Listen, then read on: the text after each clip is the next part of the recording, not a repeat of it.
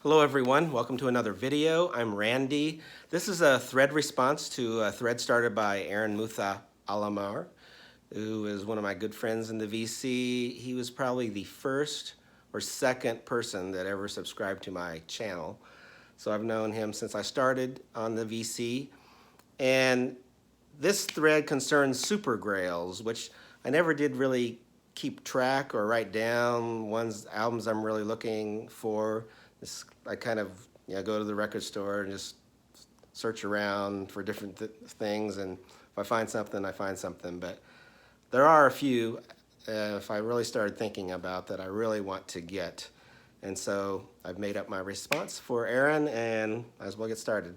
The first one, and I don't know how to put the little picture up to show the real album. I'll work on my editing skills and maybe I'll be able to do that.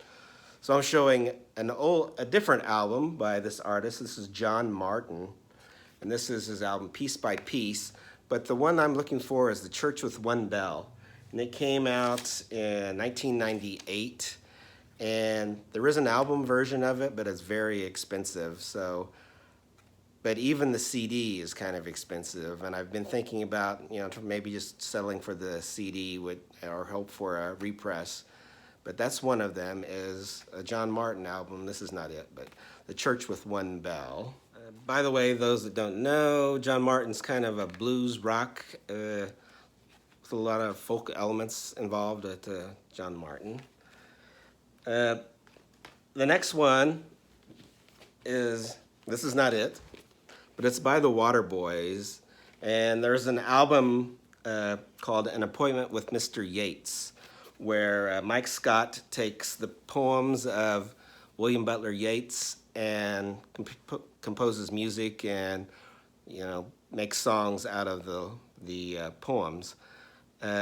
He had done that before with a song called Stolen Child on one of his albums on Fisherman's Blues, and he's done it with another song I think too, but I can't think of it right offhand. But yeah, it's very expensive. There was an album that was put out in Germany on 45 RPM. It's the only vinyl that I know of, but it's very expensive.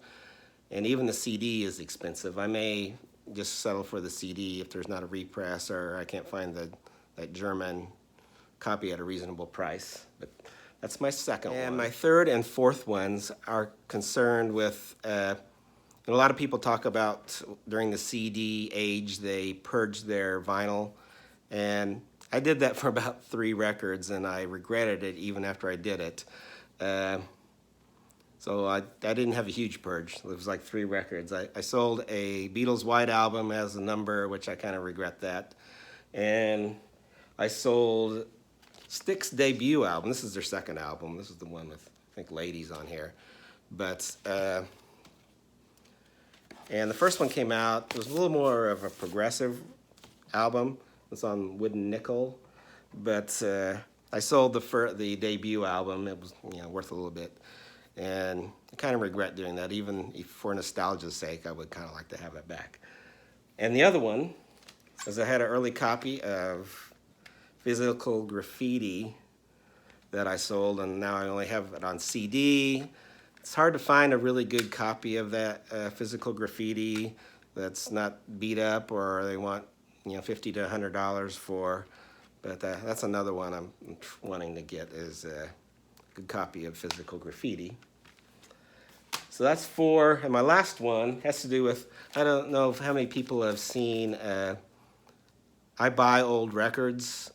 Max, I can't think of his last name, but he goes around to different places and he picks up 45s and he picks up 78s, and he has a huge collection. He's been trying to get all of the 45s that were released by the Sun record label. So I thought that was kind of cool. The collector in me thought, well, maybe I should try something like that. So I thought about a couple labels I might try to start doing that for, and one of them is Backbeat Records, which was started in Houston. This is a Joe Hinton 45. This was how the label first looked, and then they went to this label here, And can't remember. Oh yeah, this is a Joe Hinton song too. Great R&B singer. And so I thought maybe Backbeat or the other label I thought of, which they were started in Houston, is this Astra label. This has the Shepherds and Screamin' Jay Hawkins on it. This must be a later issue with it's on this red vinyl. But that was my fifth one, is to maybe start collecting off one label and maybe finding some good ones from Backbeat or Astra label. Anyway, those were my selections. Really enjoy Aaron's channel, especially his Tipsy Tuesdays, to see what he's going to be playing. And hope everyone else joins in on it. And thanks and take care.